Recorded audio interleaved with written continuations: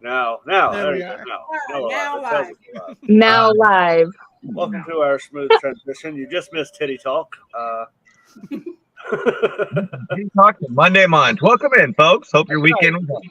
See, everybody watching that ends up watching, they don't know like the good conversation happens before we go live. Right? It has Both. nothing to do with the topic, but whatever. But speaking of the topic tonight is navigating. Wait, we have a topic? Do we have a topic? Yes, sir. Oh, snap. I was supposed to write an answer. Son of a bitch. That's okay. We'll hit you on the fly. It's all right. So we did get a couple more questions. We have a total of 8 questions we'll knock out here in just a second. But tonight is about navigating the kink community and meeting new people and vetting your circle. And I feel like we have vetted our circle pretty well. I like most of you.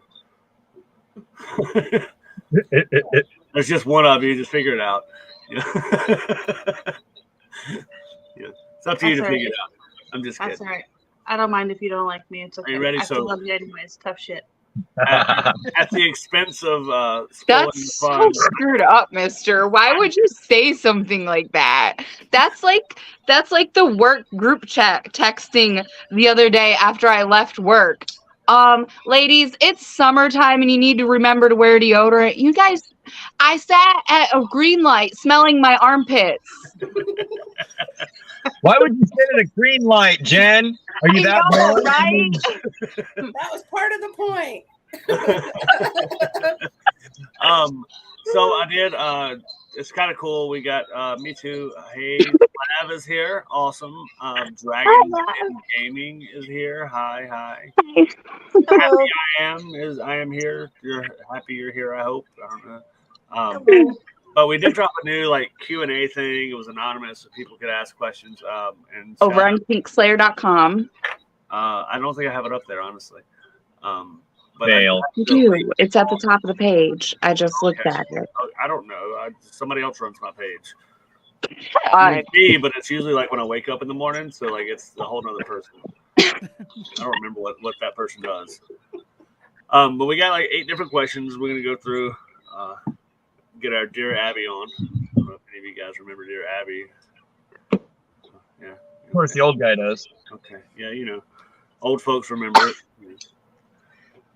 I'm the youngest one here, and I also nodded affirmatively, so shut up. So, day 6, pick a number between 1 and 8. Oh, I like 8. 8? Going between 1 and 8. I'll get 8 every time. So this question was, how can I tell if my partner is truly interested in me and invested in our relationship? Now, I know we talked about some of these questions beforehand.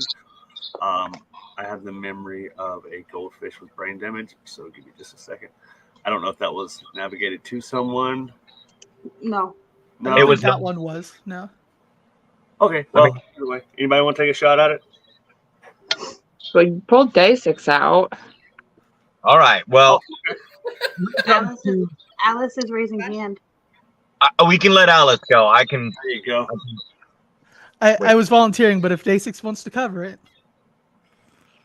Well, how about you go first?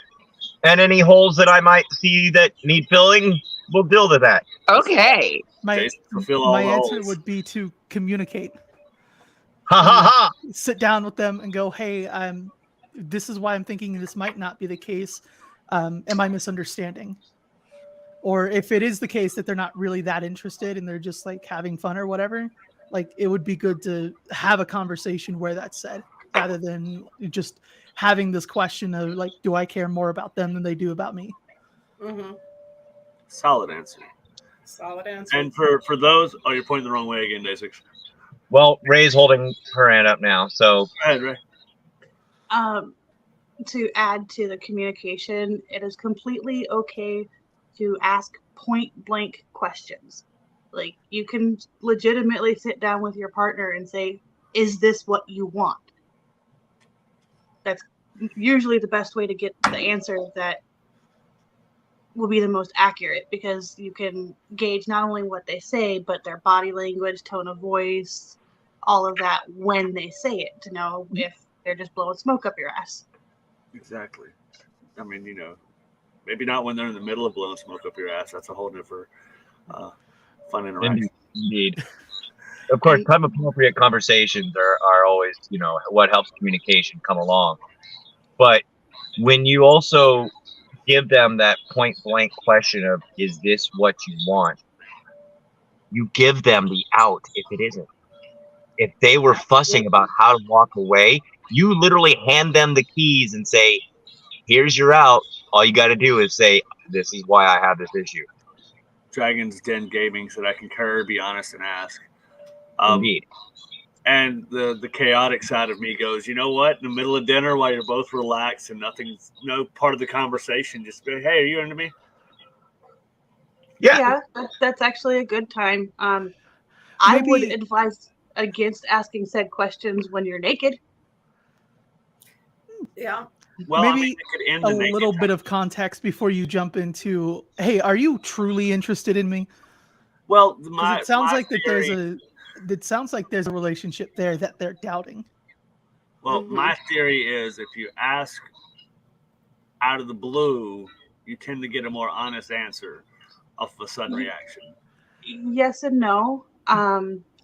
You could get an honest answer, or you could get someone like with me, a point blank question out of the blue would get a deer in the headlights response, regardless of what the answer was. Who are you? What is this? What is a relationship? And fucking golf shoes. And like if this is a misunderstanding and there's no like on their end, there's no reason that you should think that because they haven't been trying to make you feel that way. Just springing that on them could be shocking, and you might end up having like a panicked reaction rather than an honest conversation. Right. Like I said, I enjoy the chaos sometimes. Sometimes. Well, a little bit of sometimes. Mister, I don't think you're anything but chaos. Well, that would be like what, chaotic neutral most of the time. Most of the time. All right, moving forward. The difference between you and true chaotic neutral, mister, is you won't run over a puppy on purpose.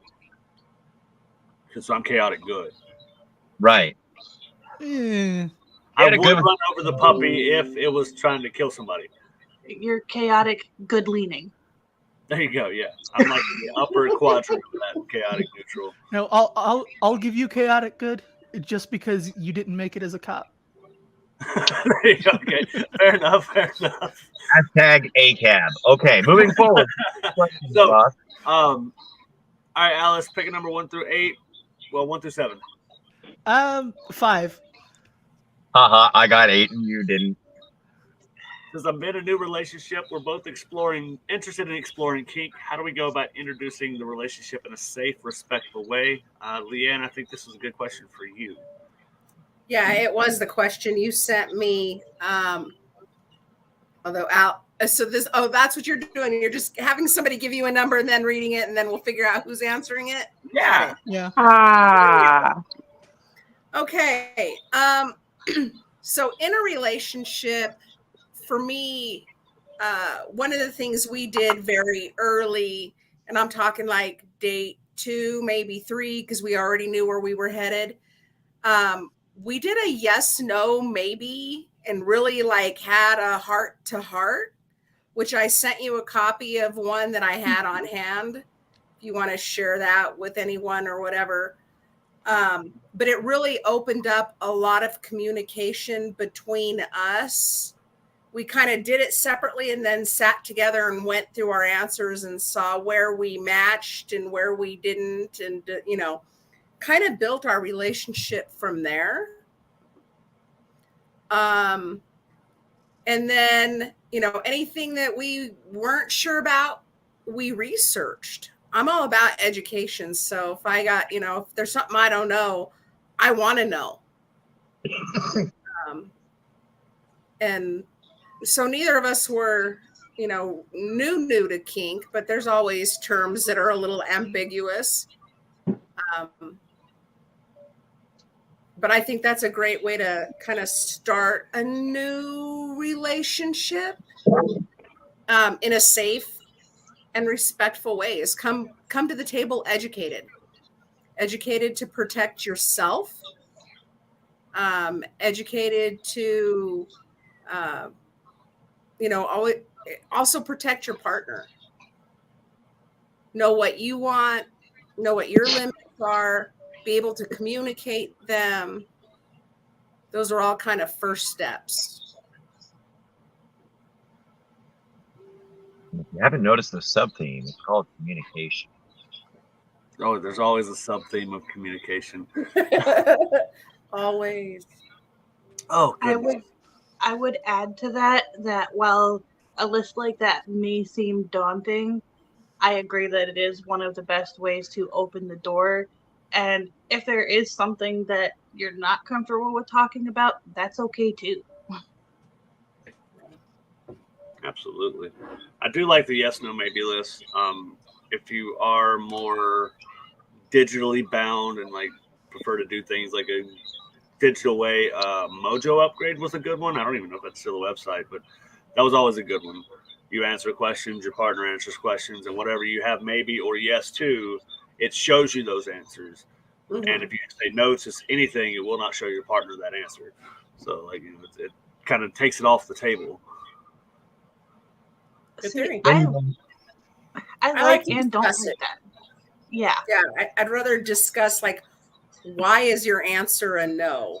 I mean, because I think that it gives us all a minute to have our own introspection as well as maybe learn something from your partner that maybe you weren't considering. I'm all about communication. All right. Craig says they'd like to voice their opinion on the last question. I'm assuming the kink question or maybe the other question. I don't know.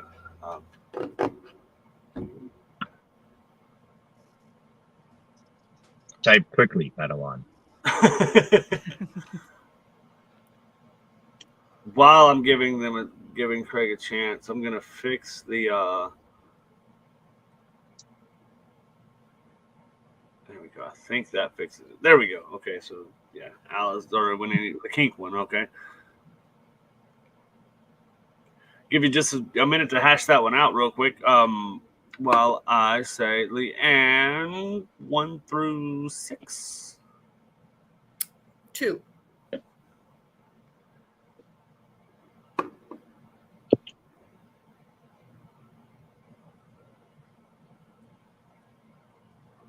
So I'm interested to explore my sexuality. I don't know where to start. Can you offer any advice or resources for someone my age who is new to these? So I had to shorten some of these down to pull them up. The full question, give me just a second. It says, I know you say your content pages are 18 plus, but you've also said that anyone of any age can be educated. I'm not 18, but I'm close. I'm interested in exploring my sexuality and I don't know where to start. Can you offer any advice or resources for someone my age who is new to this? So I will always say that. I think anybody, any age, can be educated on a lot of topics. I would say for somebody that is younger and looking to explore, looking at online resources would be a safer option than trying to figure out things in person. There's a lot of online support groups for people specifically that are questioning. It's been so long since I questioned. I knew exactly what I was from about 10 years old when a cute couple walked by and I'm like, wow, she's cute and so is he. Not everyone is that fortunate. There's a lot of people that have to undo a lot of pre-programming before they're even comfortable with asking the questions. Yeah, I validate that, and I wasn't trying to gloss over that. I apologize if it came across that way. Both my age allows me to, have a harder time with introspection, and also at that time I considered myself bisexual. I didn't know what pan was. I didn't know what trans was for me to understand what pan was to be where I'm at today. But I knew that I loved people without condition, no matter what parts they had, because I liked them all. And when exploring yourself, I think that's the time you can sit in the woods with yourself. You go sit in a park with yourself, and you just ask yourself, is this what I like? Is this what I want? Is this what I'm into?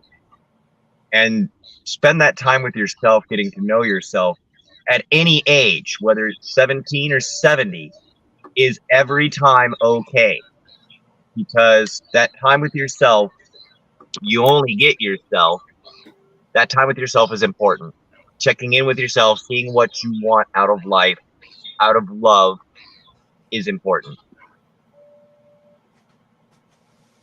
Absolutely. There's a really cool resource that I set up for the KinkSlayer website is if you say you're under 18. I mean, most people don't say no to that when a pop-up happens like that on a website, but if you click no, it takes you to a site called itmatters.me, and that's a resource for teens and young adults to get sex education in a more age-appropriate way.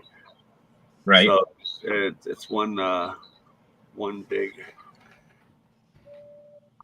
and that was important for me to put because, you know, in the event someone does decide to be honest and say no, they're not 18, then it's going to redirect them to a place where they can get some more appropriate information. That's great. So I think at the end of the day, you know, everything you guys have said for one, but you also look at, you know, if you are already exploring in some way, or you said you're interested in exploring, there you go. Just want to pop that up there real quick.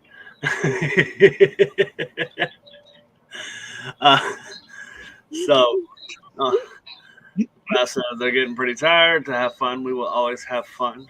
Rob says bisexual here as well for the same reasons. So when that happens, I don't see your message, by the way, Rob. So we'll get to that in just a second. But when you do feel like you're starting to explore, whether it's through masturbation, it's just self-exploration and body positivity and coming into your own skin and becoming the person you want to be, your friends aren't the best resources, but some of them may have more experience, and you have to learn what to take with a grain of salt. You know, if you have a friend that's very sexually active, obviously you don't want to be like, hey, how do I learn? Because they may tell you some off the wall shit. Or you have somebody that's waiting for marriage, they may be in the same situation where they haven't started to explore themselves. So, you know, reach out, find a community. Go ahead, Leah. You know, on your topic of like asking friends or learning from friends, honestly, in my generation, that's where we learned. We asked our friends. We didn't have, you know, parents at home. We didn't have worth of shit sex education in school. Everything we learned from each other. So, you know, just, you know, your friends, you know, those you trust. And if your friends are giving you information, you don't necessarily have to take that information, like Mr. said, take it with a grain of salt. Yeah. And the answers that your friends give you can point you in which directions you feel you need to research. Mm-hmm. Also, trust your own instincts, Ed. Mm-hmm. Yes. Yeah, Dragon's Den says trust your own instincts. Safe experimentation. Obviously, I mean, we all experimented as we were growing up in one fashion or another. That means terrible. What was that? Nothing. It was inappropriate. Moving forward. That's why I need to hear it.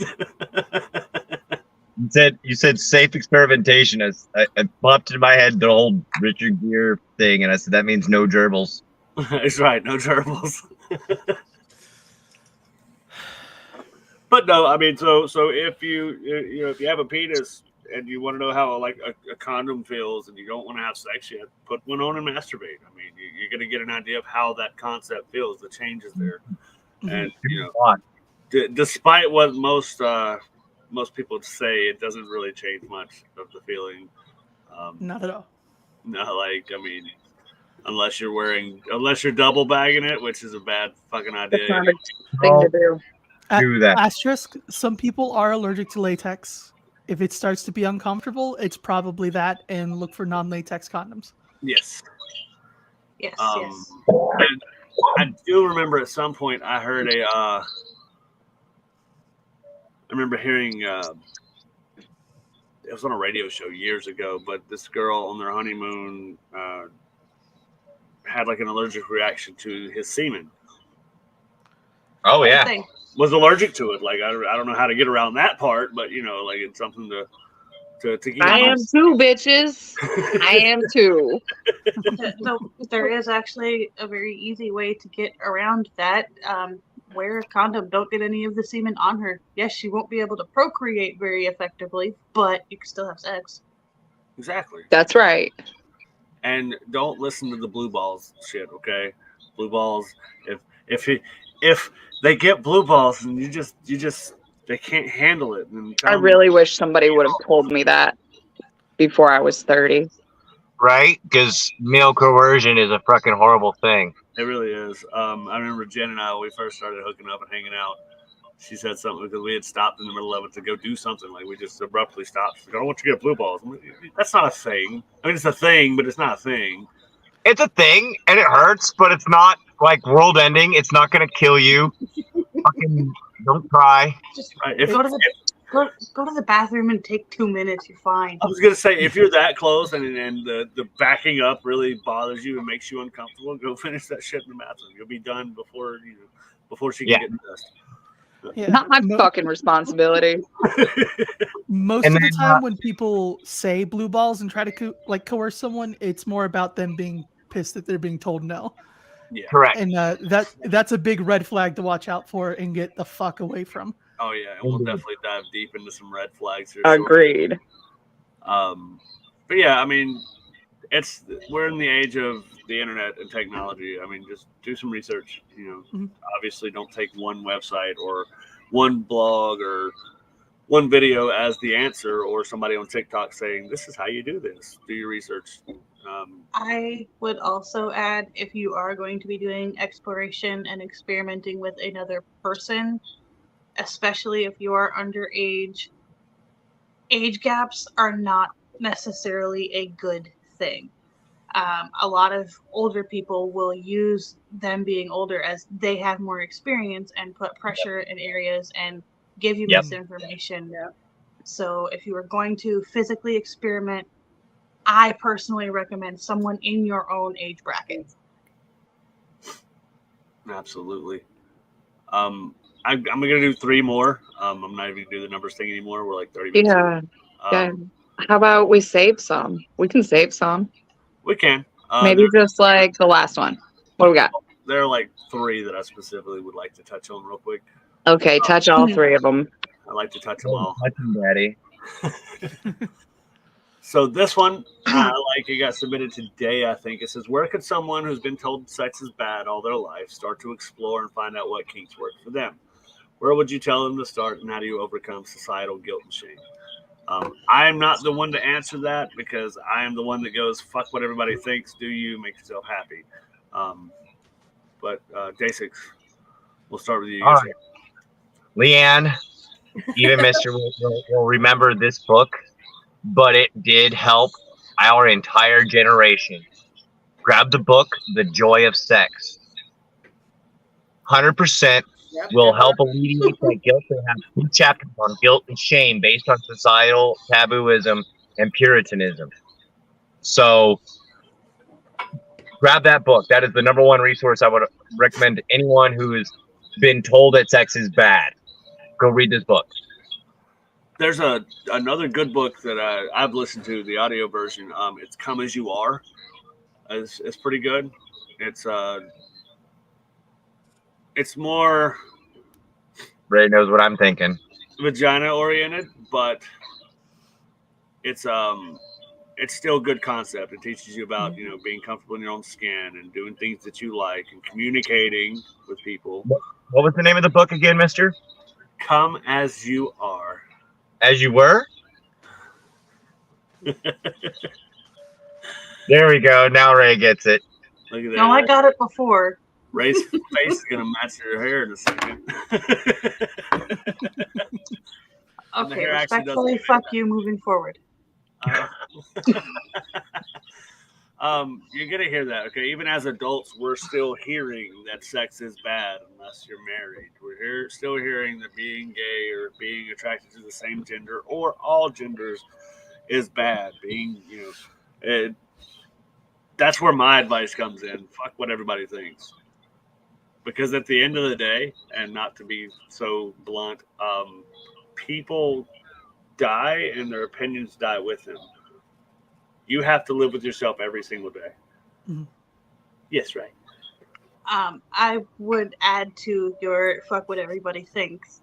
That is okay as long as you are still safe. Like, if you are in an area where it is not safe to be open, know your risks. Mhm. Great point, Ryan.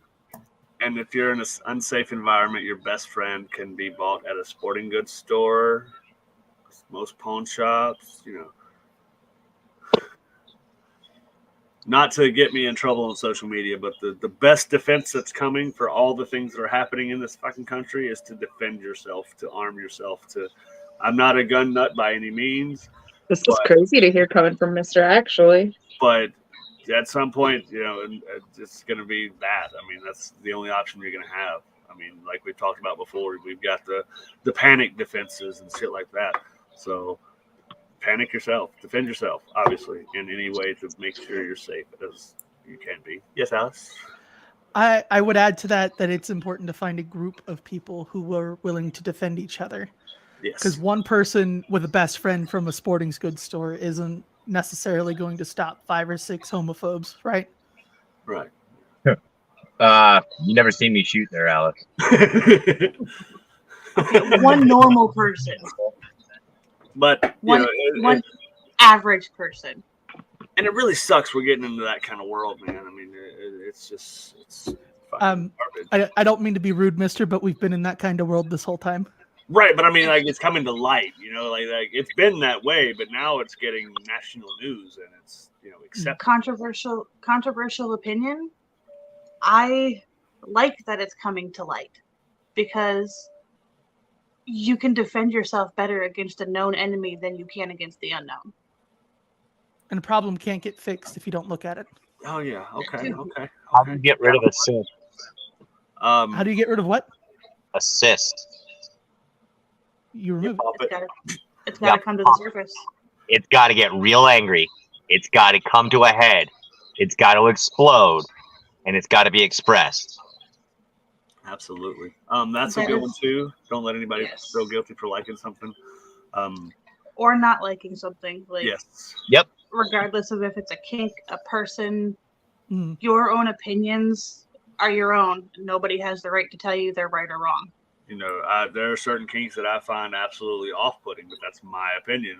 I'm not going to bash you for it by all means. If it's what gets you going, then have fun. I won't yum your yuck if you don't yuck my yum. There you go. I will not yuck your yum as long as you are not hurting anyone, including yourself. Exactly. One of the most important phrases that you can learn is "not my kink." Not my kink. Yeah. All right. So the last two were very specific questions. I wanted to make sure that they got covered for sure. Ray, do you remember your question? I'm going to pop it up real quick. I'll go ahead and point that to you. As our parent and youth person, we all have an opinion as far as parenting and youth go, but this is kind of your bread and butter. It says, my child is starting to express interest in dating and sexual relationships. How can I have an open and honest conversation with them about these topics while still respecting privacy and boundaries? The best advice that I can give for that is, first off, know your child. Know what is going to make your child think and what's going to make your child shut down. What worked really well for my oldest is open-ended questions. Ask a question that makes them think and they can answer on their own terms, rather than a yes or no putting an idea into their head. You're bringing their own ideas out. Just be prepared for any answer and don't shame your kids for any answer. If they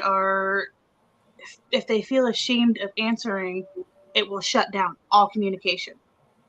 And kids are going to explore whether they talk to their parents about it or not. They are. It's safer if they can have that safety net at home and know that no matter what, their parents are still going to love them. Absolutely. Great fucking answer. To touch on what we were talking about a second ago, Craig says, I've had people tell me I'm a fake dom because I don't force my fiance to do what they like. Yeah, I mean, that's fine. That's another red flag. Yeah. Final super important question, especially like we talked about with today's climate. I'm a transgender person who's considering starting hormone replacement therapies. Can you offer any advice or resources for navigating this process?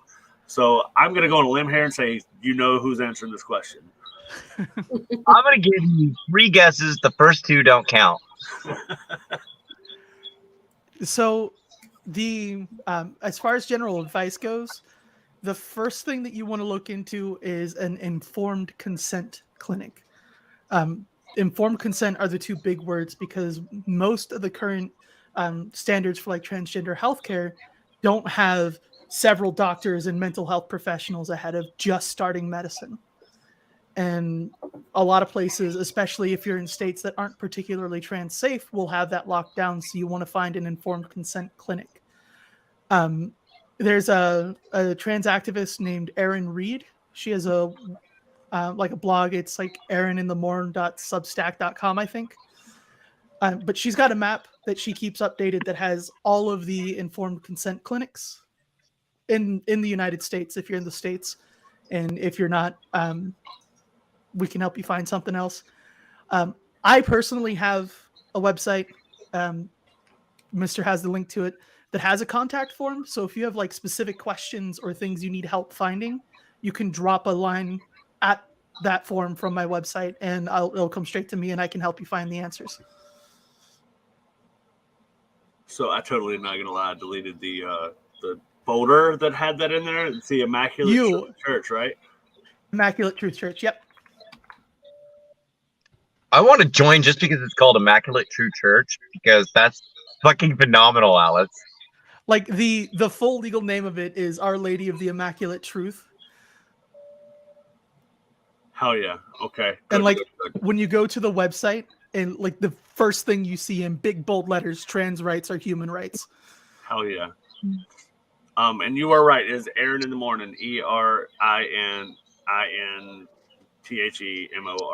and that's her Twitter handle. I don't know what else, if there's a website or not, but she's got a blog on Substack that has. Yep. I just found it. I see it right here. I can only imagine this is the right person. Yeah. I don't see.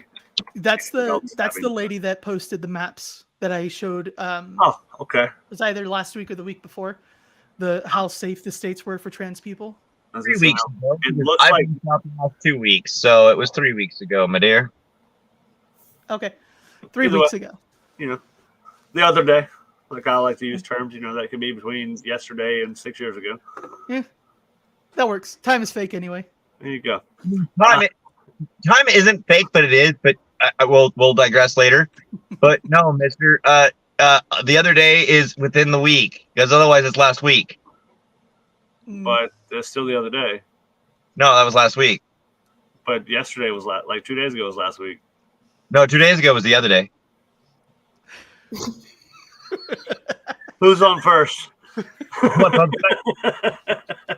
You can try me, fool. How about Costello with geniuses? People are still sitting here watching us. I am so happy. Like anytime I have people actually still watching 30 minutes in, I'm like, yeah, we're not scaring people off yet. We haven't even got to the topic at hand tonight. I know. We've got at least another hour and a half to go. I think, because some people may tune in real quick just to see if we can answer some questions and learn some important stuff. Well, that's a good point.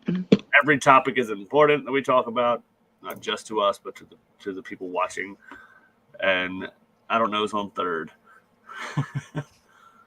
I don't know. No, I don't know what's pitching.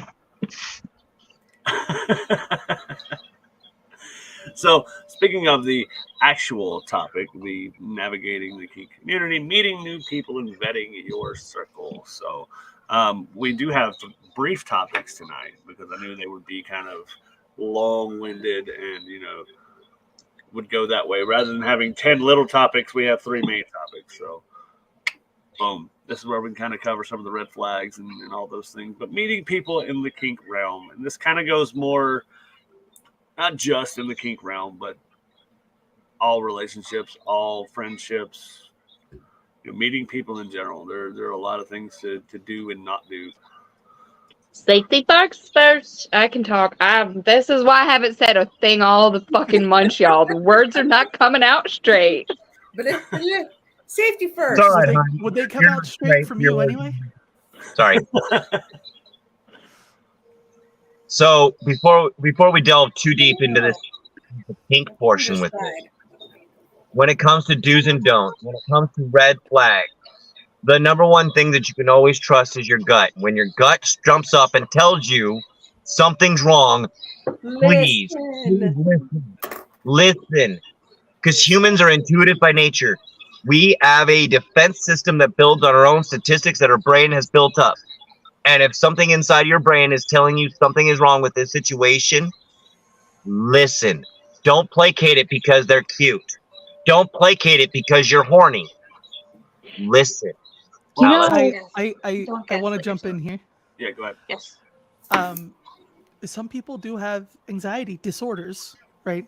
You can have this gut feeling that something's wrong when there's not really a reason to be worried. A good litmus test for which one it is if you tell the other person that you're uncomfortable, look at how they respond. Because someone who's worth spending the time with is going to go, okay, what's making you uncomfortable? How can we fix that? And someone who's not is going to be an asshole. For sure. Because even I'm not an asshole when somebody says something like that. Mm. there is a reason why I'm with him. You know, it's not the I know luscious you guys locks. wonder all the time, like, what You the know fuck? that you talk, okay, but that's not the point. Maybe it is the point. No, that's what got her to, you know, that's what got her here. It's not why she stayed. Came for the cock, stayed for the love. Got it. There you go. I'm gonna drop a link to Craig. Craig's got some Scary truth. I would like to say. Let's see. Yes, mommy. No, the flogger that Jen has in her hand, it's cute. You can slap me with it. It's fine. Little tickly in there. Mhm. Oh, yeah. There's a lot of sensory play there. Okay, sorry. I know I'm gonna go off on a tangent here. Go ahead. Your puppies are allowed to. First off, I'm gonna backtrack and say fuck the sorry. I'm gonna go off on a tangent here because you said the word mommy, and it has been something that is on my mind and bothering me. Do not fucking use honorifics with people unless it has been consented to. Period. End of story. Don't fucking do it.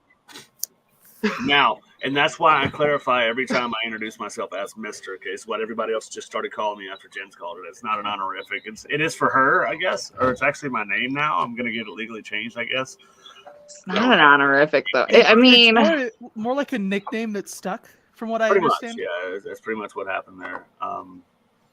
But yeah, you are correct. I mean, you wouldn't go, you know, if somebody comes up to you, there we go, kind of jumping in the red flag of the kink stuff. If somebody says, you will address me as sir and nothing else, and you don't even know, like, this is like their first time talking to you, fuck out of here.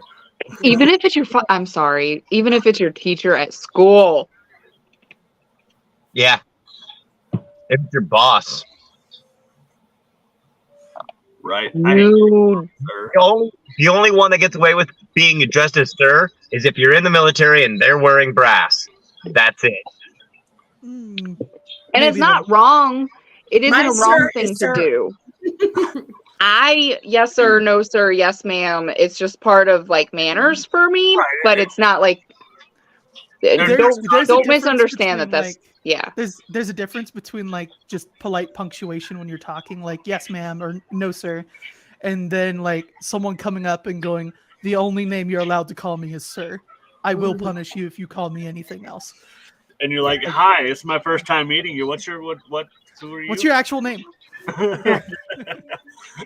Right, and you would be surprised that's actually happened to us before. A And lot of people don't know my actual name. I love it. I mean, I've said it That's- before. People have heard it, but Oh Lord. Oh, I just got. Sorry. you okay there? I clearly missed something. Nope, we didn't do it. Nope, it was a private message. It's plotted across my screen, and I'm fine.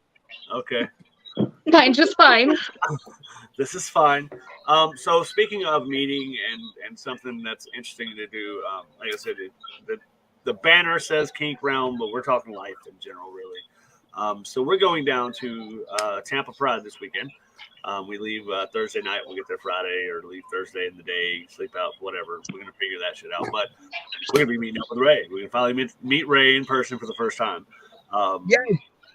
And even knowing us as long as Ray has, and as close as we all are, and how we've confided in each other in a lot of ways, Ray still has boundaries. Yep. And that's perfectly acceptable. And that's something that's key to look at too. It's acceptable to us for her to have boundaries. You know, we're not gonna meet her kids. We see her kids on here every now and then because they pop up or they won't go to bed. But but even then, it's Ray doesn't know us, and we don't know Ray. Ray could be a kidnapper, serial killer type, or we could. I'm not. I'm just me. But that's the thing that happens is people meet online and they assume that these people they've met and known for years are good people. Do you guys remember the show Catfish? Like that's a perfect example of what can happen. I mean, the people you meet aren't who you think they are. Tony commented just now that didn't meet us till con. Tony, water. Tony took. I could be able to show you lots of water. And in that kind of situation, it was a trust and a bond and trust in their instincts. But Tony was like, "Hey, we got a flight to meet us in New York." We picked Tony up from the airport, so but it was also things. So he says, "Hey, off topic, just jump back in, but I wish there was a community that felt safe like this." And Queensland, Australia. I was gonna say Queensland. I wasn't sure though. You've got us here for now. We're virtual, but Yeah. we will. I've talked to Zoe a couple times in private messages. Wonderful, good bond there. I've tried to have a good bond with everybody, but like Tony took a huge chance flying out to a state that he'd never been to. One, it was a flight he'd never taken. I think it was Tony's first flight, wasn't it, Jen? And then some people made Tony watch Final Destination before he took his first flight. Yeah. That's fucked. Mister. Oh God! It wasn't Mister. No. I still get It that off was of like behind when I'm family or walking, but- something, sister or cousin it was my idea too. Go Ray. I would like to add, even within that though, like, yes, it was a big chance him being picked up by you guys at the airport, but the initial meeting was still at a public place, and if something had been off, he could have not gone with you. Right. Mhm. It would have been a long 4 days of sitting at the airport, But there was still that option. yeah. And same for us. I mean, if Tony had presented himself differently than who he was, we could have backed out. Like, nah, bro, hop back on your plane and go home. Sorry, With the proper communication. God, don't be a If I meet someone and they haven't Yeah. presented themselves as who they All are, right. I don't need to properly communicate and be nice. I'm gonna be like, get the fuck out. Okay. Yeah. I guess you have a point.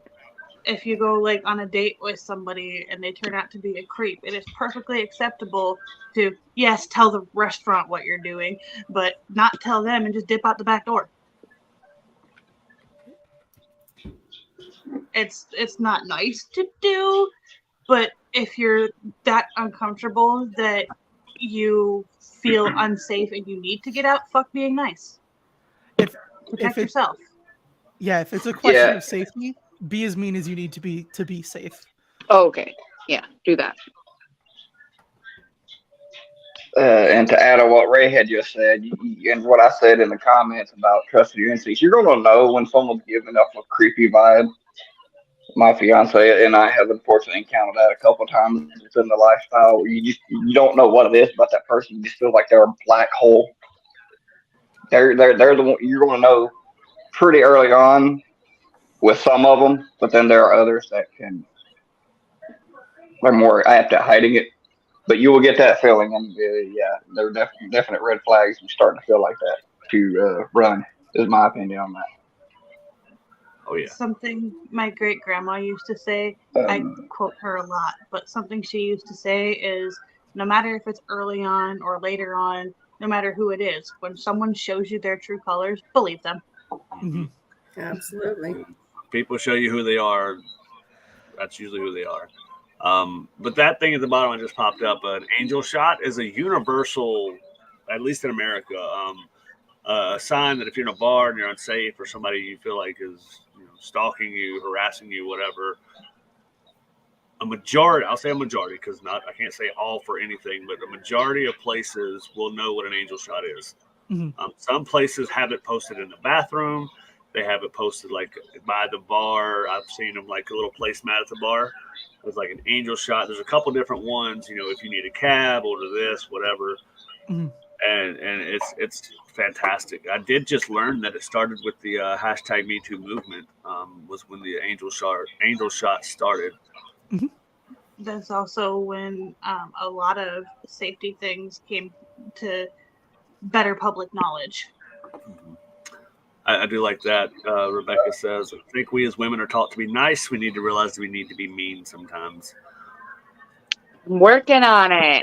That's my homie right there. I was gonna say, as far as the Ada shot goes, unfortunately, thanks to TikTok, because I didn't know about it until I started seeing a bunch of videos on TikTok. So now people that would be prone to have that might also not let them get away long enough for the bar. So we've got to figure out some other way to let them know Well, if you can't get away from them. Well, I mean, You normally find the biker guy because the biker guys won't put up with that kind of shit. Is my advice, depending on the kind of bar you're in. Go ahead, Ray.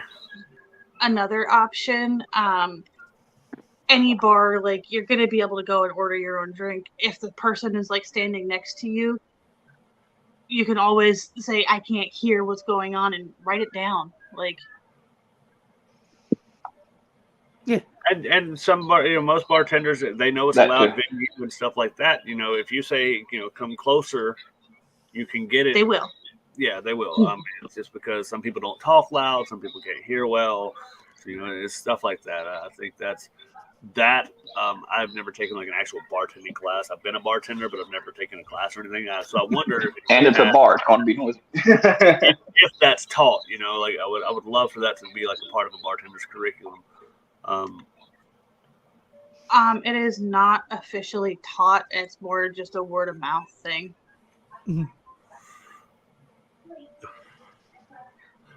I think it's kept more to word of mouth to help prevent a little bit of the bad guys stopping it. Right. Mm-hmm. Yeah.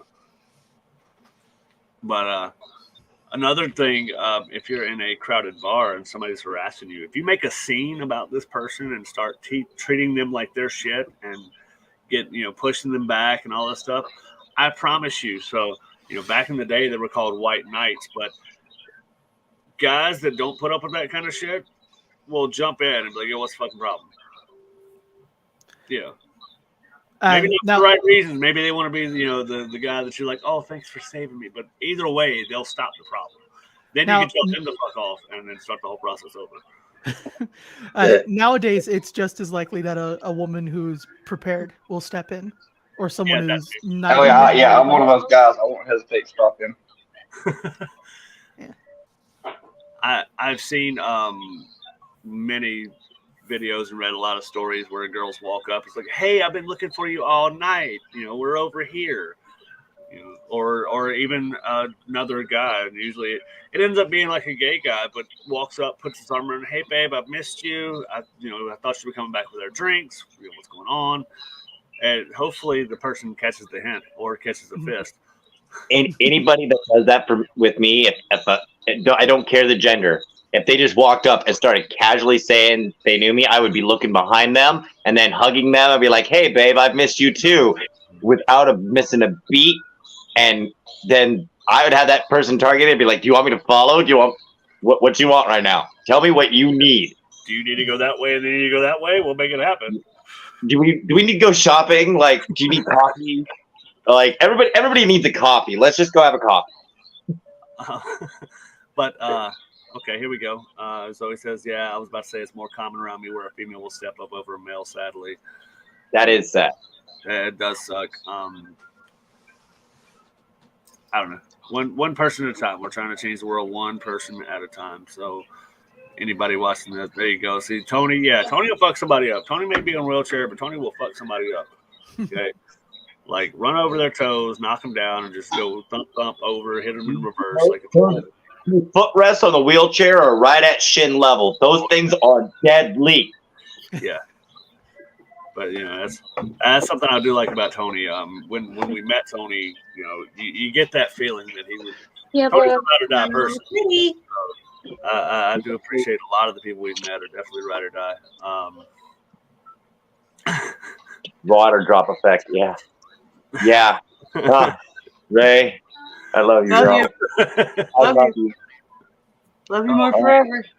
But it's important to be, you know, be the change you want to see in the world. That's like a cliche statement, but fucking be that person. Be a good person. Mister, that was my entire TikTok platform for a year. Let me tell you what. I still do the 3 nice things challenge. I still spread it. Just saying. For a stranger, a nice thing for a friend or family member, and a nice thing for yourself, because self-care matters. You can't leave yourself out, because like Ray says, you can't pour from an empty cup. And self-care is sexy. Self-care is damn sexy. But when you take it actively each day to change 3 people's perspective, your own and 2 others, you've made for a good day. Absolutely. You know, it's that compound effect too. You know, if the 6 of us have somebody that's watching specifically, and we share a good message, that person may share the message with somebody else, and somebody else. How do you start a waterfall, Mister? Please enlighten me, Day6. How do you start a waterfall, Ray? With 1 water drop. I like it. I totally went a completely different. Me too, Mister. Me too. I was gonna say with a good vibrator, but you know that's. No, hold on. I'm gonna plug the holes. How do you start a waterfall with the products that this lovely lady up there is making?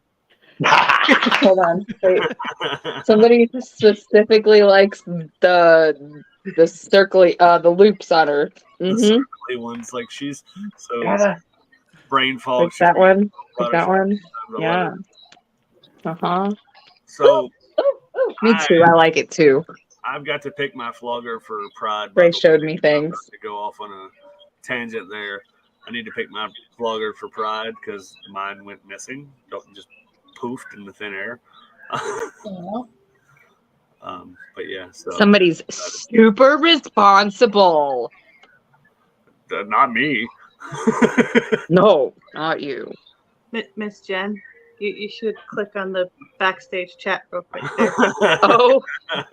Okay, hang on. The private chat where the fun happens. See, like the before chat, the after chat, and the private chat are just parts of we can't put them. That was the fun of fan base conversation. We can talk about that kind of shit. So good job drinking your water yesterday. New people, so people that are newish or trying to explore and stuff like that. What about like dungeons and things like that? I don't really have any dungeon experience myself. So, you know, when you go to a dungeon, what are some important things to look for?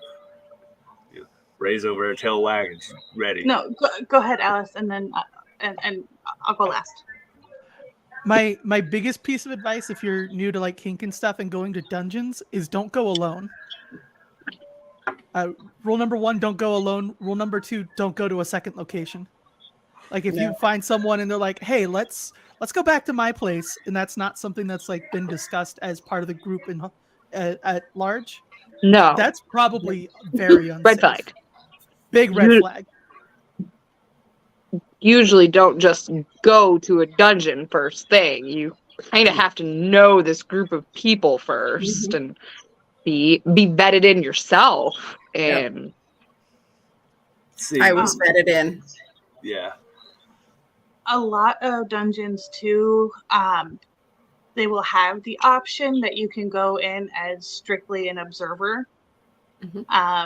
They'll usually have some form of identifying like bracelet or something that you are just there to observe and learn, and no one is allowed to interact or touch you. But you're also not allowed to participate yourself. And that's that's always fantastic. We're letting Craig work out their camera and network issues there. Got anything, Leanne, that we might have missed on that one? Like as far as going to a dungeon? You mentioned, or somebody did, being vetted in. I was vetted in. I was vetted into the community and then vetted in to a dungeon. But then they also had, like right off of FetLife, where you could find nights that were like kink nights or nights that were like swinger nights, and then they would have kind of just a general meet and greet, and you would check in, you'd let them know if you were new, if you were alone. Yeah, they did the whole bracelet thing. I will say I think that's something that most people would call like discrimination, but I think it's a fantastic practice of like swinger clubs and kink clubs. Is single men most of the time can't get in. If you can, it costs a lot more. Oh yeah, there's I was looking at places like in New York and Tampa, because we're going to be there for a few days. Might as well have some fun over there. I think it can be very discriminatory. I feel like there is a solution to that, though. But they even say, like, on this one site, they're like, if you bring a date, it's half off, like what you would normally pay. Because like, there's got to be a better solution than this one club. It's $100 for a single man to get in, but if he brings a date, it's $50. And ladies are in free anyway, so like you just grab a lady outside. I'm just kidding. Don't do that shit. My only complaint with that system, honestly, is that most of them don't make accommodations for non-binary people. Yeah, see, and that's I think with that realm though, I think that could be changing. I don't know how that would change. It is. So would you say it would be fair to rope trans men in with just men in general? And yeah, because they're men. Yeah, trans men are men, trans women are women. Non-binary people aren't either. Right. So I don't know how to, would it be a presenting thing or I don't know. It looks like Day6 is talking, but he's muted. Speaking of, you were talking about the last week, and he's learning how to do it. I had it off because I was coughing really loud because I'm smoking some good shit. Anyways, my apologies. Even as male presenting as my non-binary ass is, if I was to go to one of those clubs with another male presenting, even if they and I were all over each other, they may not give us that same discount. They may view us each as, quote, single men. So in some instances, I could see it being that way. I'm not sure of any of them because in a vanilla relationship, remember? So that's not a thing. Right. Right. He's got right. So to sing the praises of the club that I ended up not getting to go to, but I still want to, I specifically asked if their couples discount counted for same-sex couples, and I like this place because they said absolutely a couple is a couple. Exactly. Craig, did you have your hand up or are you smoking?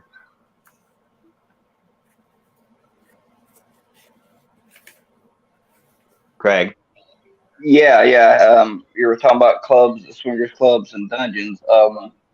Can you hear me? Yeah. Yes. So y'all got like a 2-second delay between y'all speaking and me being able to hear you. Okay. Okay. My fiance and I go to a club here that's local to us regularly, and It's a small, quaint little club. They do limit the number of single males that they allow in, and they also give them an armband. And they have part of the rules that if you have one of these armbands, you can't go past a certain point into their dungeon and play areas unless you're escorted with a female or a couple. So some clubs are making it easier for single males to get in, but at the same time, they're also making sure that trying to keep our people safe and nobody's going back where they're not supposed to be. Yeah. Unfortunately, statistics with history do show that single males are more of a risk than a single female is. Oh, for sure. Like the thing, and at the end of the day, I mean, anybody can be dangerous, obviously, but you're right. Statistically speaking, I am much more threatening than Jen. Excuse me? As far as appearances go. Oh yes, you're so tough. You're the toughest chihuahua on the block, Jen. See, Jen, I think Mister would actually kick someone's ass. I feel like you would kick someone's ass in the way that they would enjoy. Pretty much. I do like pleasing people.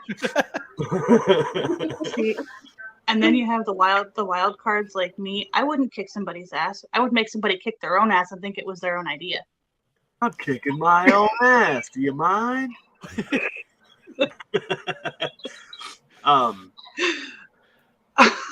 Man, I just realized, so luckily, back in my single days, I didn't get kidnapped. I was one of the weird single guys. I had a strict philosophy of not going home with anybody. So I didn't get kidnapped. Mm-hmm. Unlike most of my male counterparts, we lost several in a couple nights going out. We'd look up, one's gone. Where'd he go? We don't know. Fuck it, we're going home. So good luck. We'd hear from him the next day. Good old buddy system there. I've only gone home with one person from a bar one time, or went home. She lived right across the street, so why not? If I'm gonna get traffic, might as well be comfortable and just have a short walk and not be tired there. But for the most part, I've been against that personal philosophy. If you're really interested in me, and if you want to hook up, cool. But we can hook up tomorrow. We can grab coffee or something, and then go back to your place. Then that way, I can establish, I'm here. Yes, Daisix. I personally believe that one night stands are meant for getting over somebody. Like I have said. Getting over somebody is easy when you get under somebody else. So many a times I've gone to the bar after a breakup, all vulnerable, gone home with somebody, felt the pity, felt the shame, but was able to concentrate on that more than the pain and suffering that I felt and the heartache from the previous relationship and move forward. So yeah, I've been that person to go home with somebody. But is it fulfilling? No, I'm sure your path has left you more fulfilled than my path has left me. But I don't know. It's kind of left me a couple times going, "Fuck! We should have just went back to her place, and now we're just should have hit it, quit it, and said see you." Exactly, because it was the once that I did it was a great fucking time. So I can't say that anybody around here might have had me on the first night of meeting me in any circumstance or anything at all. At all. I feel like a whore. I'm sorry. Could you put that comment back up, Mister? Absolutely. One time right? I was younger, not so much now, Rebecca. I was one of those. Sorry. Go ahead, Ray. No, go ahead. I already said what I said. It's fine. Go ahead, love.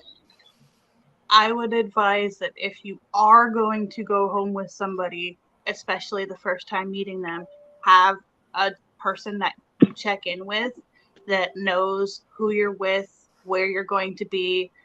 I've gone as far as taking pictures of a date's license plate and sending them to a best friend. Mm-hmm. And if anyone has a problem with you taking safety measures, red flag. Don't go with it.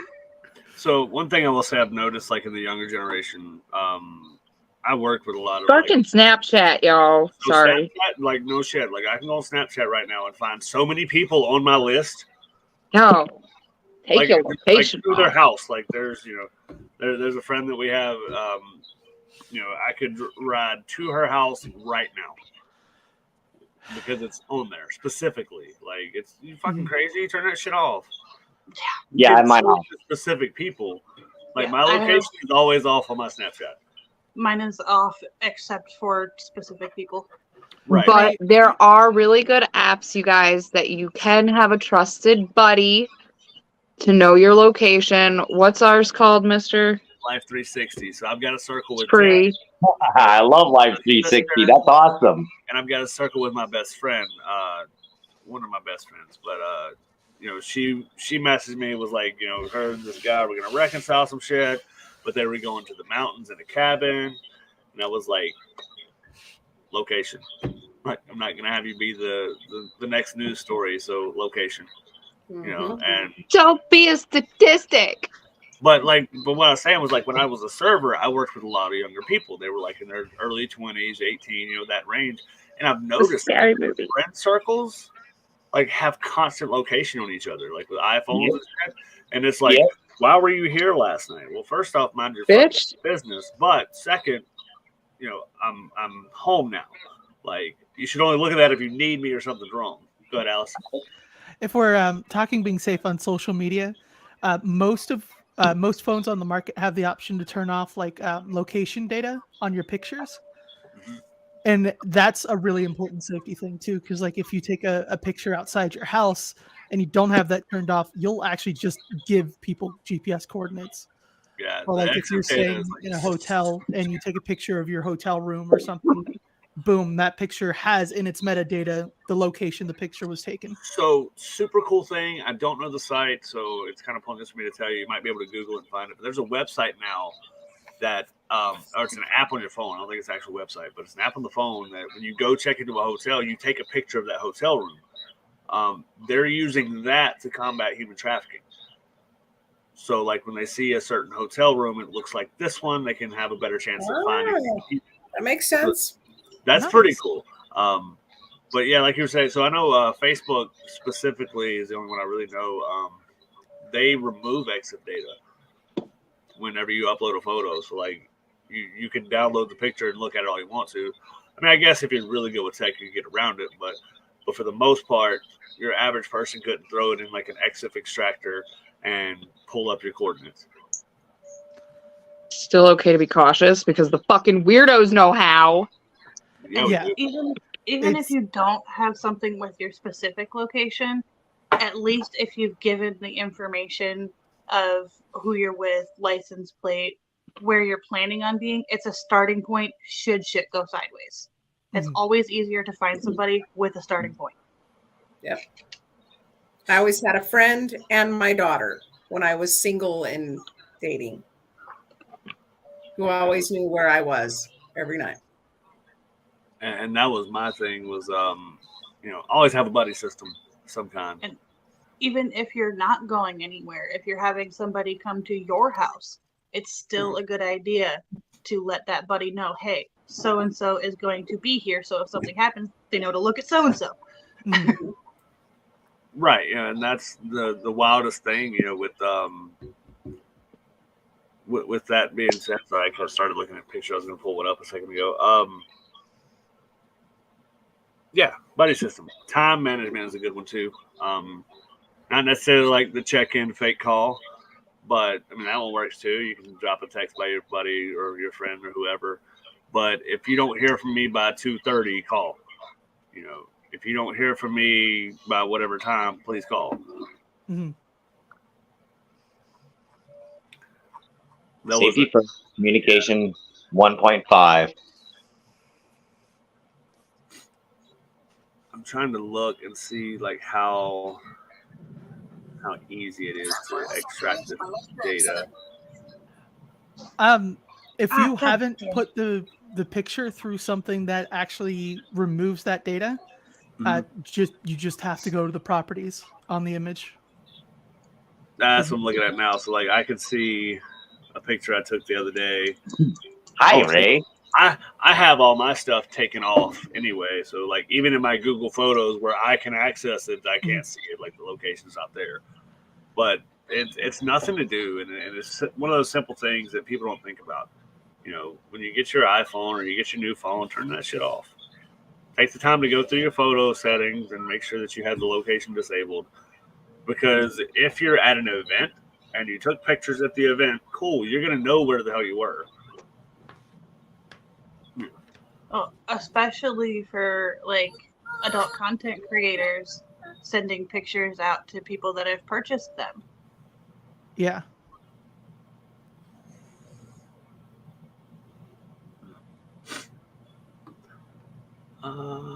Do's and don'ts, yeah. So don't like meet people. I'm just kidding. Like, you know, if you're comfortable with people, meet them. Make friends and stuff like that. But you know, with Ray and I and Jen, you know, speaking of, we'll give a great example here. So Ray, when we do come down there, are we meeting like at your house? Or are you going to get a ride nearby? We'll meet at Walmart. Okay, that works. See, perfect. Yeah. Can I offer another example? Yeah. So, as part of the church stuff, we're actually meeting with a trans guy who needs help getting his medicine this weekend. And like, we're going to his house, and since we're going to his house and we don't know that it's safe for us, Lav and I are going together. Both of us are going to be armed, but not like hostile, you know. We've got a friend group. There's like 3 different people who know where we're going and when we should be back. Right. Because unfortunately, people do lure people based on, you know, something they don't believe in. I mean, it's. I like garden tool in such instances. I'm just saying. Certain garden tools, anyway. I'm a fan of knives myself. I don't know why, but my brain just went to a hoe. Like, me too. Everybody loves a hoe. That's a weed whacker. Yeah. It is a weed whacker. It's a people opener. I mean, weed whacker. Exactly. All of the above. Bottle openers, can openers, people openers. We got them all. It'll open a lot of things. You may not be able to drink out of the bottle anymore, but it'll open it. It won't open a bank account, but it'll open a lot of things. I thought you were going to say you might not be able to drink out of the person. No, Vampire Ball is in October. We'll get that later. We'll discuss those safety measures later. I have a question. If I got turned into a vampire, would I get my teeth back? Just the fangs. Yes, you would. Just the fangs, though. Because, like, okay, according to like True Blood, I watched True Blood. Okay, so in True Blood, I read all the Checkhouse novels. Back, so I did watch all the read all the books. I didn't watch any of True Blood. The series, all but 2 of the books. I got to figure out which 2 she doesn't have. Okay. But right. So excited, sorry. Really excited about my books. All right, I love you guys. Topic back, please. Yes. Oh, absolutely. Look at we had a topic? Here we go. Bam. So this is more about vetting. Okay, we talked about meeting. You know, a meeting and vetting are 2 different things, honestly. Meeting is just kind of meeting up with somebody and getting that conversation going of how are we going to do things. Vetting. Technically, I think vetting should come before meeting, but go ahead. You know, whatever. I live life on the edge, but you are correct. Because you want to make sure the person you're meeting is someone you want to meet, obviously. So at least early stages of vetting. So if you're watching this, start at an hour and 13 minutes, and then go back.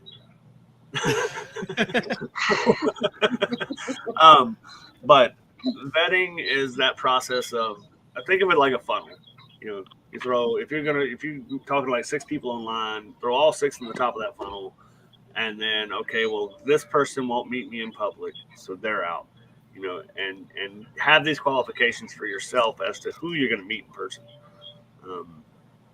Because I don't know, like Ray might not like bald guys, which is absolutely not true. Don't worry, Daisy. I know better. But you know, like it could be something as superficial as that. It could be, you know, you don't like people that are, you know, we see memes about it all the time, but a lot of girls don't like short guys. Cool. Then if you're short, sorry, have a good time. I wish I was a bit taller. I wish I was a baller. I wish I looked good and a girl who looked good. I was taller. Speaking of protection-wise, it is insane the lack of self-protection laws in my country. So it's always in Australia.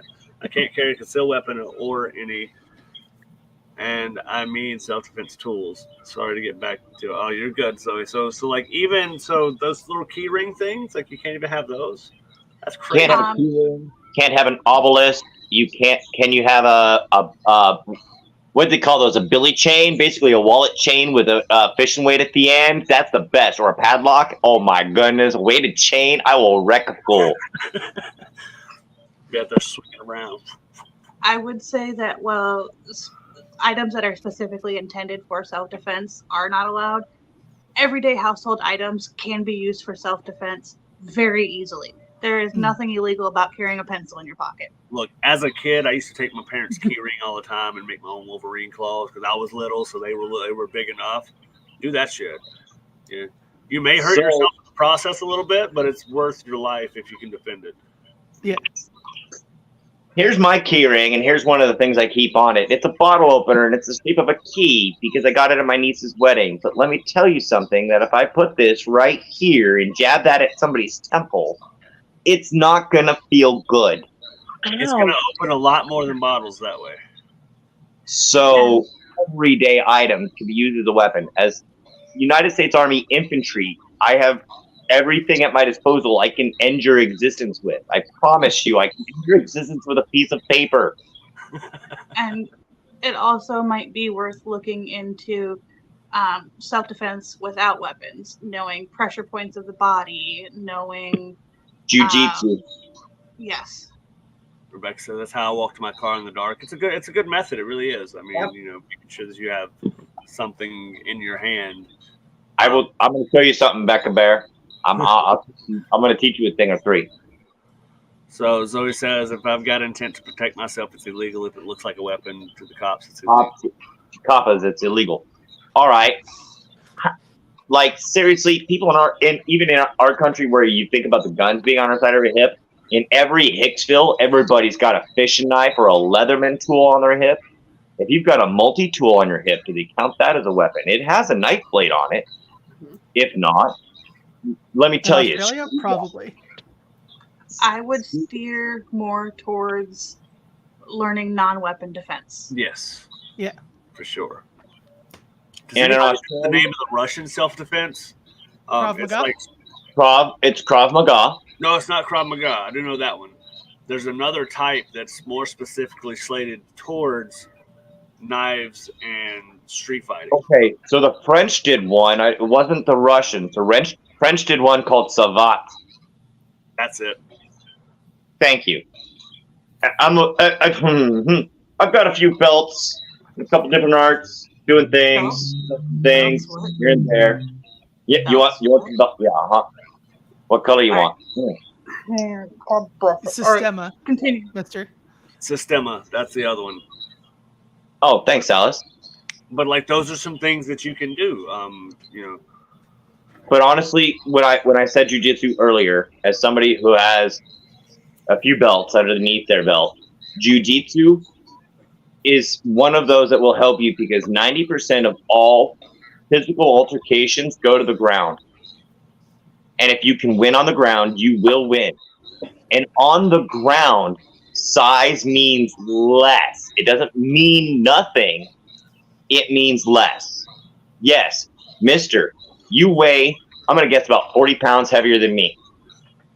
That 40 pounds on the ground, I can equate. If I can get mister to the ground, I have all the chance. It levels the playing field a lot more. It really does. Mm-hmm. All the chance. Me and my friend used to fight all the time, just to fight, just to wrestle around and bullshit. And he was quick as fuck. So my goal was to get him to the ground, because your speed doesn't mean shit on the ground either. It does, but not as much. It doesn't mean shit. It means less. Right. So it enhances the less skilled person, but it also decreases the skill of the skilled person. So like you're closer. So my first art was judo, which was it's a tournament art. It's really hard to use in an actual situation. There's no punches or strikes. It's grabbing someone and throwing them to the ground. Okay. Then I learned Gojo Ryu, which is a stand-up art. It's Okinawan karate. It's a mixture of white crane kung fu and actual Japanese karate.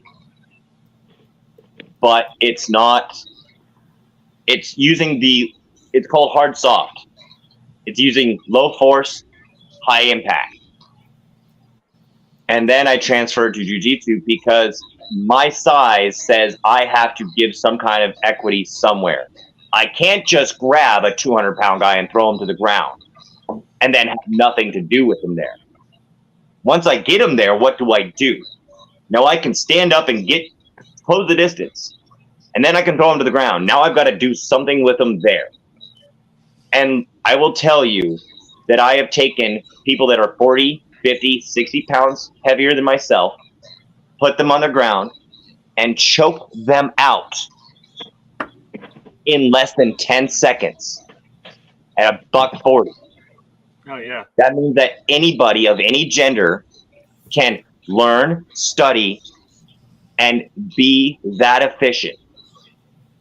And also, for people that are differently abled, there are modified versions of these things that you can do within your own physical capabilities.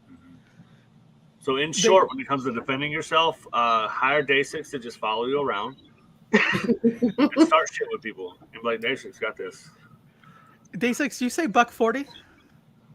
I'm a $140 soaking wet with rocks in my pocket. I did not realize I was more than twice of you. And I stand at 5'8 3/4. Yeah, I'm 5'10 and 285.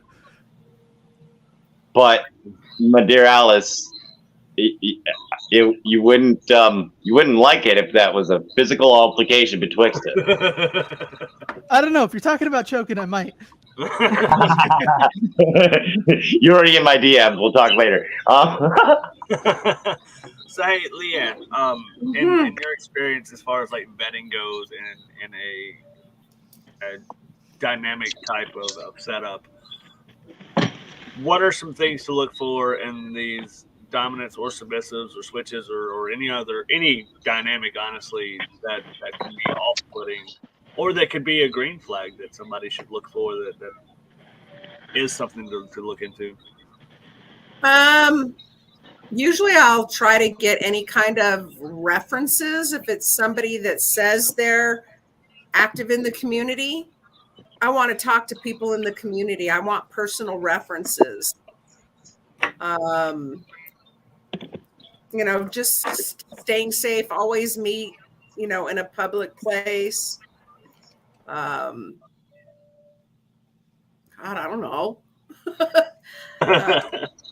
I don't know. He's always putting people on the spot. What do I do that for? Right? I would say personally the biggest red flag to watch for in my eyes is anyone that has a problem with you looking for red flags. Right. If they have a problem with being vetted, that's a disqualifier for me. Yes. Yeah. Conversely, a green flag for me is somebody that no matter what question you ask, what they're willing to discuss. Being willing to discuss rather than argue is a huge green flag for me.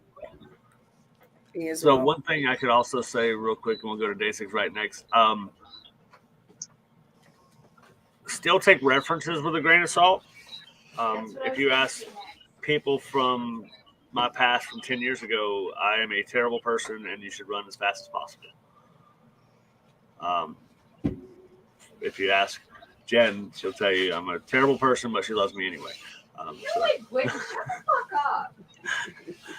Mr. You right now, she'd tell you I'm an asshole, but she loves me anyway. Mm-hmm. You are in the lucky group of my favorite assholes. It's a good group. It is. I had a red lighter too. So, first, when it comes to the vetting process, when you're talking with your friends and whatnot, grain of salt. I want to back that up. I want to pump that up even more, because one person's opinion of another person is just that. But there are many different services out there that are inexpensive that will allow you a background check. And while that doesn't give you everything, because somebody that committed a crime 10 years ago could have changed their life, but if they committed it last week, you're going to at least know that there's a huge red flag and you've spent, what, $50 a year? It's not a bad thing. When it comes to vetting someone, again, I want to reinforce with the green flags, if they are willing to, and if somebody says, hey, this is something I have a problem with, and their first reaction, even if they're look like disappointed, is, okay, I can understand that. Like, the minute they show that compassion, even in a minute of disappointment, like the going back to the yes, no, maybe list that Leanne had, right? Let's say Leanne and I are taking that test, and I have a foot fetish, but she don't like feet, and that's a no. And I could say, okay, I understand that. That would be something that you can work with, even if there's some others that person is willing to compromise and has some passion in their heart. But if they take an immediate defense, which is often the case in this world, or if they're like, well, I really wanted feet, and it's a hard no, then you should already move on kind of situations. But if they're pushing, that's a huge red flag. And if they hardline defend, just hardline emotionally, quickly, be aware of that, because that means that something in this is so wrapped up in their identity that you saying no hurts them, and you really want anything to do with that. I do want to springboard off what Ray said about discussing anything. It's really important for someone to be able to admit when they don't have experience or relevant knowledge. If you have someone who's like making shit up and obviously lying to you because they don't want to say, hey, I just haven't done that thing before, that's a big red flag. Mm-hmm. That's why I always try to reiterate, like, I haven't been to a dungeon. You know, my knowledge is personal experience and things I've read and researched and listened to. So I would agree with that wholeheartedly. I would rather an honest I don't know than pull something out of your ass. Absolutely. I'm going to spin this less kink related and more just life, meeting people in general related. Me personally, I hate talking about people, but it is important in the vetting process when you're going to meet new people to ask other people about stuff. And with doing that, you might hear some crazy stories of past lives that this person that you're wanting to have a relationship or a friendship with may have participated in. Okay, then what you do with that information is very important. I recommend that you take it to the person that you're trying to get to know and say, hey, this was said about you. You want to tell me, what this whole little thing's about? What's your side of this story? What happened? Let's talk about this. Then when they get all like, if they clam up and they don't want to speak about it, that's a red flag. But if they want to communicate about it, if they want to fess up that they were a piece of fucking shit or that they did something wrong, that they would like to have this opportunity to change the way their completely life is, there's nothing wrong with giving somebody an opportunity to do that. Yep. And it's a healthy thing for people to admit their mistakes. It's very healthy. Becca says, so if you want to do things you haven't, is it okay to say, I haven't done that, but I'm willing to explore? Absolutely, it's okay. There are lots of things I haven't done, but I am willing to explore.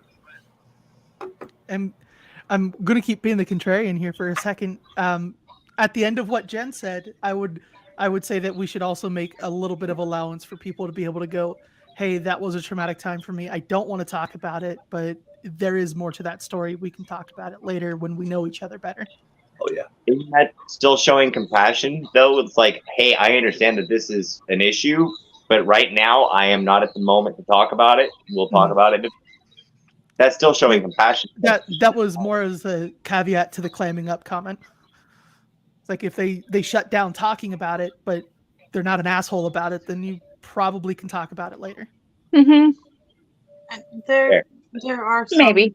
situations that are too traumatic to talk about for some people, but it's still in how the response goes. Like if it's a shutdown because it hurts, it's different than a shutdown because fuck you. It's a good point.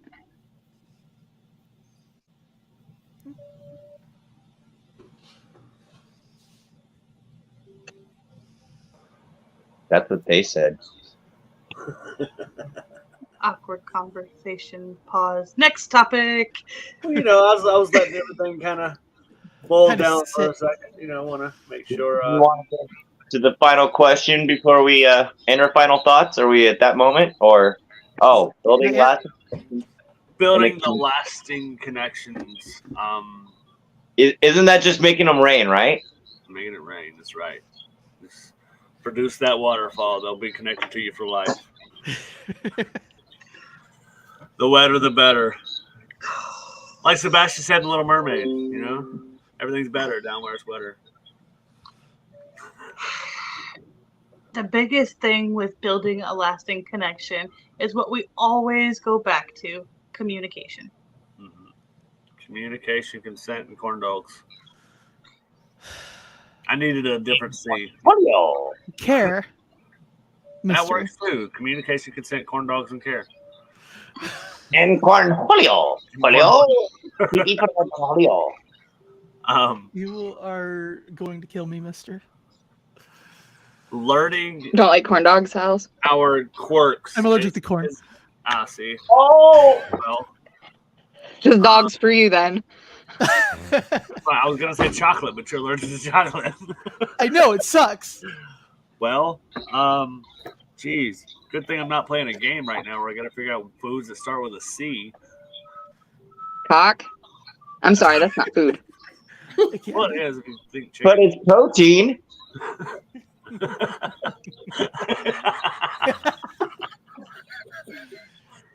Sorry, there's sirens in the background. They're coming to take me away. Good night, folks. Is that no? We're going to address that publicly. Is that the image you got there, Ray? Me sticking a corn dog up my ass. I love it. I love it. Communication. I mean, if it helps, Jen's hand was at the end of the stick, so. But see, that's not safe either because, you know, the corn dog can come off the stick. But you're really still going to taste it. It's fine. You open this can of worms, right? Let's move on. Please, for the love of God, for safety reasons, for anybody, do not put corn dogs up your ass. Yeah, God knows. If you are going to insert any food object into any orifice, put a condom on the food object, please. Oh, not those. Okay. Hey, can we like make a popcorn string? We'll do like a popcorn garland. homemade anal beads. What the fuck Please, did I get us into? Please don't do that. Where has this gone to? So I can see how it works. This is my fault. I am sorry. Building lasting connections. Yes, thank you. So, like, and that's the thing, though. Like, that's a perfect example, though. We all know each other's quirks. We get goofy. We get silly. We embrace each other for who we are. Leanne's looking at us like, why in the hell do I still hang out with these people?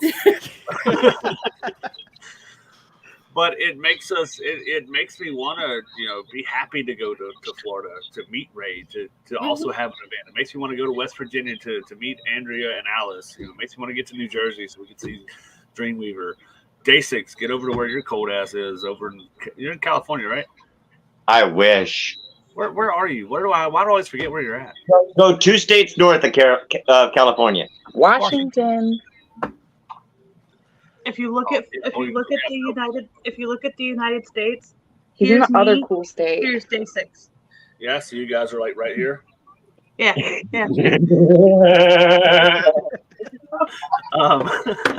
Right here. But like it's also driving force in me doing and making my whole brand and things I want to do in my life better, because there are people that we meet or that we know through all this stuff. Like Zoe is in Australia. How cool would that be to go to Australia one year for a big event and then bam, we meet Zoe. And we had another guy that was from Michigan. I've got friends that live in Michigan and go meet different people. That's what this is about. Is although there's only 6 of us on this panel, and we get quite a few viewers at times, after the event and all that stuff. But there are lots of people that would love to meet any of us. You forgot about Dream. I said Dream. Oh, You okay. said Dream. Not loud enough. Dream was mentioned. Dreamweaver. That's better. Okay, now we're gonna summon the Dreamweaver. Probably. I know how to summon the Dreamweaver, and I'm not. Don't do it. Bring in Dream Mover. So I don't think you're summoning Dreamweaver there. You're summoning something. Speaking of waterfalls, but so these big conventions and stuff that happen, I mean, it'd be great. We're not exactly going to Dark Force Fest this year. We're still going to New York and New Jersey to have a good time. So if anybody there wants to fucking meet up, let us know. We'll find a way to meet in a public spot. We'll meet while we're at Purple. Now, Mister, if you and Jen want to roll up here to Washington, please feel free. And because I'm a white male presenting, full of entitlement, I would just give you my address. And if you wanted to roll up, better roll deep. But just know that Washington and Colorado in 2012 were the first states to legalize cannabis recreationally. So when y'all come up here, y'all are gonna get baked. Look, I don't get baked. Okay, if I hit it twice, I'm done. I'm sleeping. There's a special message just for you in the private chat there, Day6. And don't be fooled. Ray is not one big red blob. That's Ray's hair, and then there's Ray's face. That's looking like a spicy taco. I mean, Fuck you! I don't know, and I hope Zoe, Australia will eventually legalize it. I mean, the quicker you guys find out you can get emus and kangaroos stoned and they'll leave you the fuck alone, that'll save a lot of trouble. Wait a minute. Are you telling me that emus can get stoned? So the solution to the emu war in Australia was to get them baked, and they failed? Can I just say though, speaking of the emu war, and not to bash Zoe specifically, but Australia. Okay, people give the French crap because they've surrendered and all this shit, but Australia lost the war to animals. 2 of them, because they also lost the war to rats. Now don't get me wrong. Okay, emus are modern day dinosaurs. Okay, I don't fuck with an emu. I'll fight a crocodile before I fight an emu. Okay. Too far off topic. I'm about to send your ass over there to fight the war all on your own, and then you can say that these animals, I've made an these ally people, communicating and building a lasting connection with somebody from Australia. See, it's still on topic. I hate when he does this to me. It's like, just know, he can't say anything. It's fucking right. Just know, you have a good kick to the shins coming after I hug you, mister. Both, please. Dab down. I may hurt myself in the process, but damn it. It'll be worth it.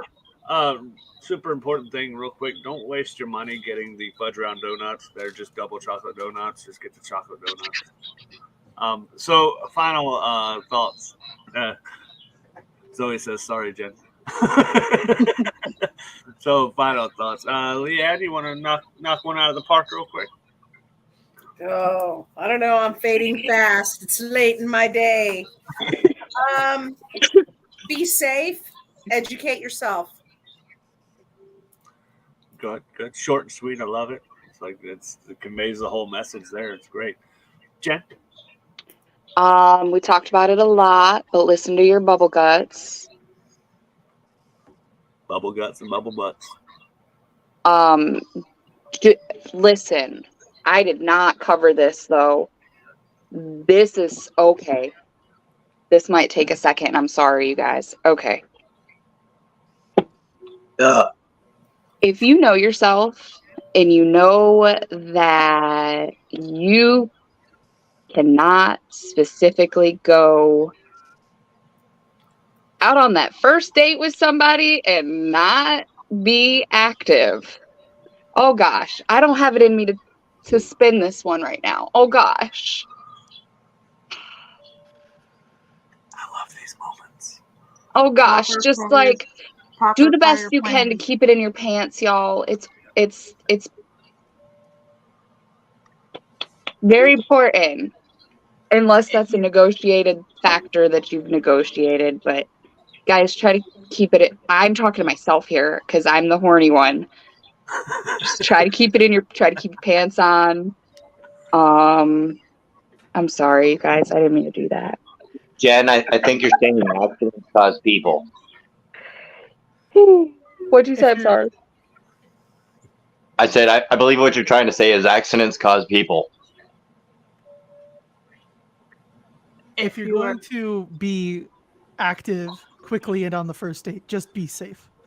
Yes. And also, okay, I figured it out. The point that I was trying to reach is to realize what your sexual desires hold over your brain power, okay? Because it's a fact. If it can get in the way of me thinking properly. So my magic wand and Mr. are very important for meetups and such Oh, to yes. keep my head clear. One thing to keep in mind, though, is if you do decide to just go out and just hook up with people, first off, make sure you're tested first. You can set that boundary of making sure that everybody you play with has been tested recently. I suggest that, but if you don't demand that of somebody, and if they don't want to provide that, one, that's a big red flag. But if you don't demand that of somebody, just know that you're taking a big risk yourself. I'm not going to tell people not to have sex. Have the safest possible sex you can. Have the most enjoyable possible sex you can. But just know that there are consequences that you may not intend.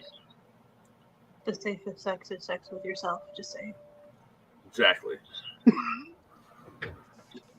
Is it though? What if you're experimenting with weird corn dogs and stuff, and then I'm You'll just find out you're allergic to corn dogs, by bro. experimenting with corn dogs. no, It's still safer. It's still safer to put the corn dog up your own ass than it is to have a stranger put it up your ass. Huh? I think you've stumped him, Ray. He's really thinking about it. Fair enough. I'm about to send you to Australia with a dozen corn dogs. You got to be able to control the temperature. Anyway, Ray, would you like to? Well, have fun, Zoe. Hope your son had a good day in kindergarten. We'll see you next week. If you need anything, feel free to reach out, and I'll. Ray, closing thoughts. Know yourself and trust yourself, and never be afraid to ask the questions. Absolutely. Alice? If you're going to be active in the ways that you want. Educate yourself on them so you can do them safely, and vet people.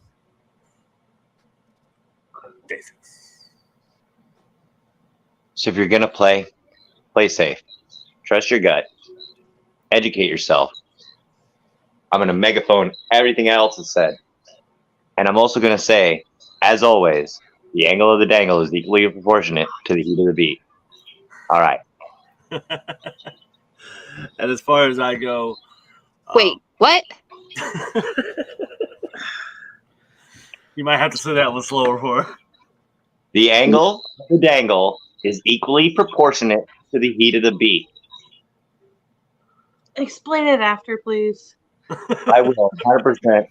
Absolutely. But the last thing I'll say is, everything everybody else has said. The buddy system. I am a huge fan of the buddy system.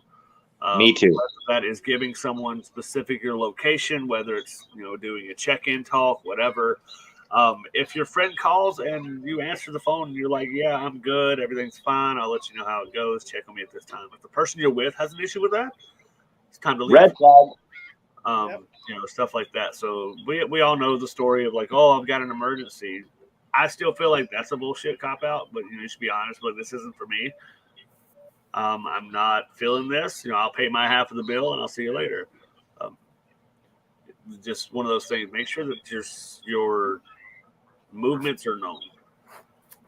I fully expect Ray when we get down there to have somebody that knows where she is. Everybody's gonna know where we're at. We're in Tampa, so if Is it going to be me? Yeah. right. So don't make your other person that knows where you are the people you're meeting up with. Just, Yeah, right. just felt like I needed to say that, unfortunately. But, Unfortunately, I have at least 3 people that will know where I'm at, exactly. and all 3 of those people have the ability to get to where I'll be at. And we're going to be down there for days, but on like Tuesday or Wednesday, if nobody's heard from us, we're something could have happened on the drive home. So somebody, we'll keep a check with people and let them know what's going on too. Mhm. So yeah, buddy system. That's like the big important part. As a veteran, the buddy system is very imposed. And if you can't, at least meet somebody with your best friend sitting in the corner, are they really a best friend?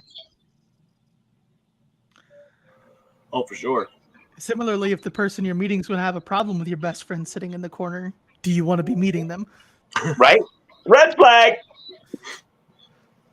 Absolutely. Because if you bring your best friend, it can turn into a fun threesome. Just saying.